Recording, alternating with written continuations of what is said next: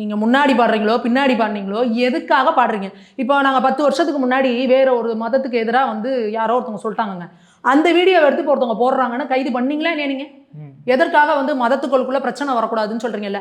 அப்போ இந்து மக்களை மட்டும் நீங்கள் என்ன வேணால் கேவலமாக பேசலாமா? இந்து கடவுளை மட்டும் நீ இழிவாக பேசலாமா? இதே இந்த இசைவாணி ஏசுநாதரை பற்றி நீ என்னென்ன பாட்டு பாடியிருக்கிற நீ? இதை நாங்கள் எல்லாருமே பேசிகிட்டு இருக்கோம்ல. அப்போ நீ நான் வந்து தாடிக்காரன் பேத்தி நீ சொல்லிட்ட, தாடிக்காரன் பேத்திக்கு கோயில் என்ன வேலை? நான் உள்ளே வந்தால் என்ன பண்ணுறேன்?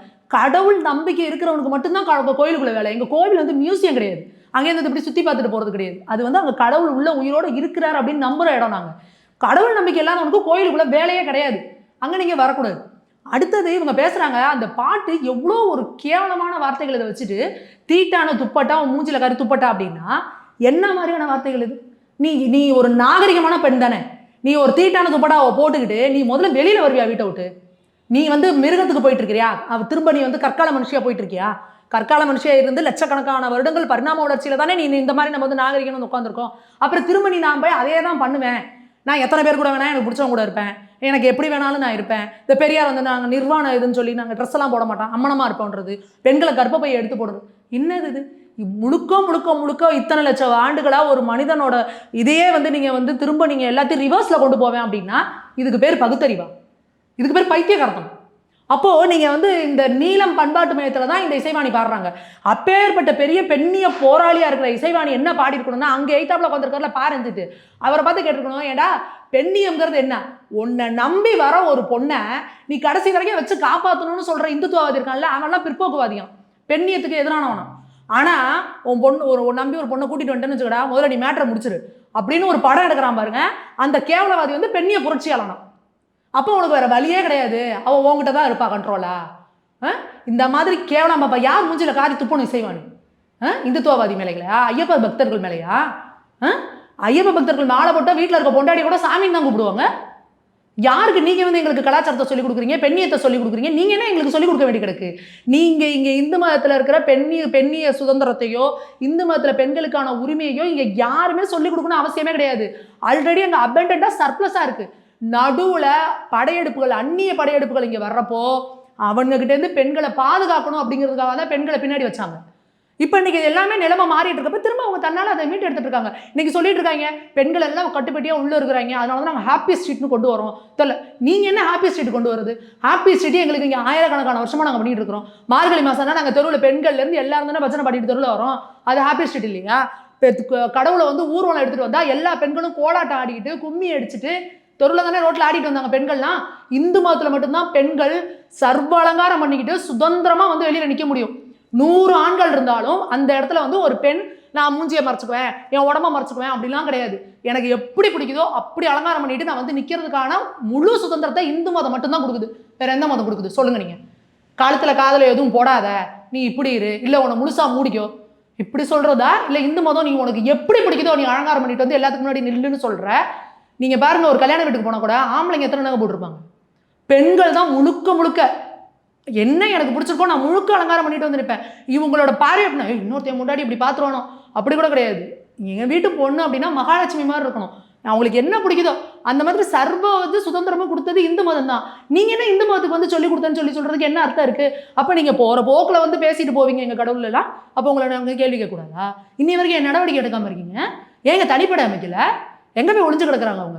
இதில் இன்றைக்கி இந்துக்கள் வந்து புரிஞ்சுக்கணும், நீங்கள் சொன்ன மாதிரி இந்து முன்னணியோ இல்லை வந்து விஸ்வகந்த பரிஷத்தோ அவங்க தான் போய் கம்ப்ளைண்ட் கொடுப்பாங்க. இன்றைக்கி பொதுமக்கள் ஐயப்ப பக்தர்களே தன்னடிச்சு வந்து கேஸ் கொடுக்குறாங்க, இதெல்லாம் இது பண்ணுறாங்க, அதிருப்தியை தெரிவிக்கிறாங்க. பொதுமக்கள் பல இடங்களில் வந்து வீடியோ போடுறாங்க, எப்படி நீ வந்து ஐயப்பனை வச்சு நீ பேசலாம் அப்படின்னு சொல்லிட்டு. இதோட விளைவு தான் சேகர் பாபு அவர்கள் சொல்கிறாரு, ஆமாம் எந்த மதத்தையும் வந்து இது பண்ணி பேசுறது தப்பு தான். இதே சேகர் பாபு அவர்கள் தான் சனாதன ஒழிப்பு மாநாட்டில் போய் உட்காந்துக்கிட்டு சனாதன ஒழிப்பை பற்றி பேசின விளையாட்டுத்துறை அமைச்சருக்கு இது பண்ணிட்டு உட்காந்துருந்தாரு. சனாதன தர்மத்தை ஒழிச்சே தான் தீருவோம்னு சொன்னார்ல விளையாட்டுத்துறை அமைச்சர். அப்போ தெரியல அறநிலையத்துறை அமைச்சருக்கு எந்த மதத்தையும் வந்து இழிவாக பேசக்கூடாது அப்படின்றத. இன்னைக்கு இந்து மக்கள்லாம் முடிச்சுக்கிட்டாங்க, கேள்வி கேட்குறாங்கன்னொன்னே இவங்க இன்னைக்கு என்ன சொல்கிறாங்க, ஆமாம் அது பேசுகிற தப்பு தான் அப்படின்ற அளவுக்கு ஏன் வந்திருக்காங்கன்னா, இங்கே தமிழ்நாட்டில் பாஜகவோட வளர்ச்சி, பாஜக முன்னெடுக்கிற தத்துவம், இந்துக்களோட ஒற்றுமையை பற்றி பேசுகிறாங்க. இன்னைக்கு இந்த பாஜக வந்து இங்கே 18% கூட்டணியோட வாங்கியிருக்கிறாங்க அப்படிங்கிறப்பயே இந்துக்களோட உணர்வுகளுக்கு மதிப்பளிக்கிற ஒரு பதில் வருது பார்த்தீங்களா? அப்போ இன்னைக்கு தமிழ்நாட்டில் அடுத்து வர எலெக்ஷனில் 30% ஓட்டு பாஜக வாங்கினாங்கன்னா இவங்க எல்லாருமே இந்துக்களை பற்றி பேசுகிறவங்களாரும் வாழை சுட்டிகிட்டு இருப்பாங்க. அப்போ அதுதான் எங்களுக்கு வேணும். நாங்கள் சொல்கிறது என்னென்னா, நாங்கள் உடனே திருப்பிக்கிட்டு விதண்டாவாதத்துக்கு அந்த மதத்தில் எப்படி இருக்கு பாரு, இதை சொல்ல நாங்கள் இது கிடையாது. ஏன்னா ஒவ்வொரு மதமுமே பல்லாயிரக்கணக்கு பழமையானது. நீ 1000 வருஷத்துக்கு முன்னாடி இருந்த சூழ்நிலை வேற, 1000 வருஷத்துக்கு முன்னாடி இந்த ட்ரெஸ்ஸை நம்ம இன்னைக்கு போடலை. அன்னைக்கு இருந்த பழக்க வழக்கம் வேற, கலாச்சாரம் வேற, அப்போ இருந்த வழிபாட்டு முறைகள் எல்லாமே வேற. காலத்துக்கு தகுந்த எல்லாருமே மாற்றிட்டு தான் வந்துட்டு இருக்கோம். நீ 1000 வருஷத்துக்கு முன்னாடி இருக்கிறத போய் எடுத்துட்டு ஏன் இந்து மதத்தை மட்டும் நீ விமர்சனம் பண்ணிட்டு இருக்க? இன்னைக்கு இந்து மதத்தில் மட்டும்தான் காலந்தோறும் அவங்களோட சீர்திருத்தத்தை அவங்க கடையை எடுத்துட்டு பண்ணிட்டு தான் வந்துட்டு இருக்கிறாங்க. ஆனால் நீ தொடர்ந்து அதில் தான் மூட பழக்க வழக்கம் இருக்குது, அதில் தான் பெண்ணடிமைத்தனம் இருக்குது, அதில் தான் வந்து ஜாதிய ஏற்றப்பாடு இருக்குன்னு நீ பொய்யா சொல்லிட்டு இருக்க அப்படின்னா அப்போ அந்த இந்து மக்கள் வெகுண்டெழுந்து எதுக்காக எங்கள் கோவில் மேலே நீங்கள் இந்த மாதிரி பண்ணுறீங்க, எதுக்காக எங்கள் மத நம்பிக்கைகள் மேலே நீ வந்து இப்படி ஒரு அபச்சாரமாக ஒரு பொய்யை பரப்புற அப்படின்றத கேள்வி கேட்குற இடத்துல எல்லா இந்துக்களும் நீங்கள் வந்துட்டாங்க. அதோட விளைவு தான் இன்னைக்கு சேகர் பாபு அவர்கள் ஜஸ்ட் வாயிலையாவது சொல்லியிருக்காரு, இல்லை அது தப்பு தான், அவங்க தப்பு செஞ்சிருந்தாங்கன்னா அப்போ அவங்க பாடினது கரெக்டா?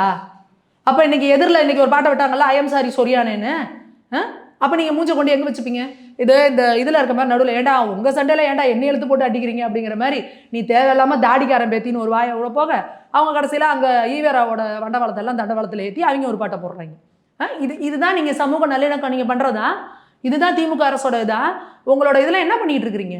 அப்போ நீங்கள் வந்து மக்களை வந்து மதத்தால் பிரிக்கிறீங்க தமிழ்நாட்டில் உங்களோட ஓட்டு அரசியலுக்காக. விசிகா அவர் என்ன சொல்கிறாரு பாருங்க, திருமாவளவன் அவர்கள், அவங்க பாடினதில் தப்பு ஒன்றும் இல்லை. என்னங்க நீங்கள் அந்த நீலம் பண்பாட்டு மையம்ங்கிறது என்ன? பட்டியலின மக்களுக்கான ஒரு நாங்கள் பெரிய இதில் கொண்டு வரோன்றீங்க. ஈவேரா என்னைக்காவது பட்டியலின மக்களை வந்து ஏதாவது முயன்றதுக்கு என்ன பண்ணியிருக்கிறாரா? இன்னைக்கு விசிகால திருமாவளவன் அவர்களோட தலைவரா அம்பேத்கரை வச்சிருக்கிறாரா கொள்கை தலைவரா? ஈவேராவை வச்சிருக்காரா? அம்பேத்கர் வந்து பட்டியலின மக்களோட முன்னேற்றத்துக்காக என்ன பேசினார் அப்படிங்கிறதையும், ஈவேரா வந்து பட்டியலின மக்களை பற்றி என்ன சொன்னார் அப்படிங்கிறதையும் பொது மேடையில் விவாதிக்கிறதுக்கு திருமாவளவன் அவர்கள் தயாராக இருக்காரா? எதற்காக நீங்கள் வந்து பட்டியலின மக்களோட இதுக்கு வந்து உணர்ச்சவர் வந்து ஈவேரான்ற மாதிரி ஒரு பொய் பிம்பத்தை கட்டமைக்கிறீங்க? ஈவேரா அவர்கள் எந்த காலத்துலையும் அப்படி கிடையாது இல்லை. இன்னைக்கு நீங்கள் அம்பேத்கரியத்தை நாங்கள் பேசுகிறோம், அம்பேத்கர் வழி வந்தவர்கள்னு சொல்லிட்டு எதுக்காக நீங்கள் பெரியாருக்கு முட்டு கொடுத்துட்டு உட்காந்துருக்கீங்க? நீலம் பண்பாட்டு மையத்தில் நான் தாடிக்காரன் பேத்தின்னு சொல்லிட்டு நீங்கள் எதுக்கு தேவையில்ல? அம்பேத்கர் என்னைக்காவது இந்து கடவுளை பற்றி இது பண்ணி பேசியிருக்காரா? கோயிலுக்குள்ளே போகிறத பற்றி பேசியிருக்கிறாரா? அப்போ நீங்கள் அம்பேத்கர் வந்து எதுக்காக வேற மதத்துக்கு மாறல? அவர் எதுக்காக பௌத்தம் மாறுறாரு? அவர் தெளிவுபட சொல்கிறாரு, இங்கே நம்ம ஆல்ரெடி ஏற்கனவே இஸ்லாமிய படையெடுப்பால் நம்ம தேசம் ரொம்ப வீணாக போயிடுச்சு, ஆல்ரெடி இங்கே வெள்ளக்கார கிறிஸ்தவர்கள் இங்கே வந்ததுனால நம்ம தேசம் ரொம்ப இதாக போயிடுச்சு, அப்போ திரும்ப நம்ம இந்த மாதிரி ஒரு பிளவு வந்துடுச்சு அப்படின்னா நம்ம தேசம் வந்து இதாக போயிடும், தேச நலனுக்காக நான் பௌத்தத்துக்கு போகிறேன். பௌத்தமும் இந்து மதத்தில் இருக்க ஒன்று தான். எனக்கு தேவை அந்த சமூக வேற்றத்தாழ்வு இருக்கக்கூடாது தானே ஒழிஞ்சு என்னோட அந்த தேசத்தோட இதுங்கிறது ரொம்ப முக்கியன்றது அம்பேத்கர் சொன்னாரா இல்லையா? இன்னைக்கு நீங்கள் தேசத்துக்கு எதிராக வேலை பார்த்துட்டு இருக்கிறீங்க. அப்போ நீங்கள் எப்படி அம்பேத்கரை ஃபாலோ பண்ணுறீங்கன்னு அர்த்தமாகும். அப்போ இவங்க முழுக்க இவங்க எல்லாரோட அஜெண்டா என்ன அப்படின்னா மக்கள் இங்கே எந்த வகையிலையும் ஒன்றுபட்டுறக்கூடாது. இந்த பக்கம் இந்துவா, இந்த பக்கம் முஸ்லீமா, இந்த பக்கம் கிறிஸ்டினா அடிச்சுக்கணும். இங்கே இந்துவாகவே இருந்தால் கூட நீ வந்து பாப்பான், நீ பாப்பான் இல்லை, நீ சூத்ரான். இங்கே இன்னைக்கு எந்த பாப்பா வந்து நம்மளை பார்த்து நீ சூத்ரானா நீ என்ன அப்படி கேட்டுட்டு இருக்காங்களா யாராவது? இப்போ உங்களை பார்க்குற யாராவது ஒரு நாளைக்கு நீங்கள் ஒரு 10 பேரை பார்க்குறீங்க, யாராவது உங்களை வந்து தம்பி நீங்கள் என்ன ஜாதி, தம்பி நீங்கள் சூத்ரனா யாராவது கேட்குறாங்களா? என்ன யாரும் கேட்கறதில்ல. நீங்கள் எதுக்காக அப்படி ஒரு கட்டமைப்பு பண்ணிட்டு இருக்கிறீங்க? பாப்பனர்கள் சூத்திரர்கள். அப்போ இது உங்கள் மண்டையில் ஏறி உட்காந்துருக்கு. அந்த அடிப்படைவாதம், இந்த பிரிவு, சமூக ஏற்றத்தாழ்வுலாம் உங்கள் மண்டையில் ஏறி திமுக காரங்க மண்டையில் உட்காந்துருக்கு. அதனால தான் திமுக காரங்க ஓயாமல் யாரை பார்த்தாலும் நீங்கள் என்ன ஜாதின்னு கேட்பாங்க. முதல்வரை கேட்டார்ல, கேமராவுக்கு முன்னாடி கேட்பாரு, இதை நீங்கள் என்ன கவுடாவா அப்படின்னு கேட்கறது. துரைமுருகன் அவர் சொன்னார் பாருங்க, நீ அந்த ஜாதி தானே, நீ அப்படி தான் இருப்பேன்னு சொல்கிறது. அப்போ இவங்க தான் இந்த ஜாதிய ஆதிக்கம், ஜாதிய மனப்பான்மை, ஜாதிய இது அப்படியே உள்வாங்கி இருக்கிறது வந்து திமுகவில் தான் ஜாஸ்தி. அதை தான் மாமன் படமாக எடுத்தார் உதயநிதி அவர்கள். அவங்க கட்சியை பற்றின படம் தான் அது. எங்கள் கட்சிக்குள்ளேயே ஏற்றத்தாழ்வு ஜாஸ்தி இருக்குது, வந்தாங்கன்னா உட்கார விட மாட்டாங்க, சேர் கூட கொடுக்க மாட்டாங்க, நிற்க வச்சு தான் பேசுவாங்க, மிஞ்சி போய் உட்காருனா ஒரு பிளாஸ்டிக் சேரை கொடுப்பாங்க அப்படின்றது அவங்க கட்சியில் இருக்கிறது தான் அது. அதை விட்டு முதல்ல அவங்க வெளியே வரணும். அதை விட்டுட்டு மக்களை பிளவுபடுத்துறதுக்கு அதை திருப்பி இங்கே வந்து ஒரு கேடயமாக அவங்க வந்து பயன்படுத்தக்கூடாது.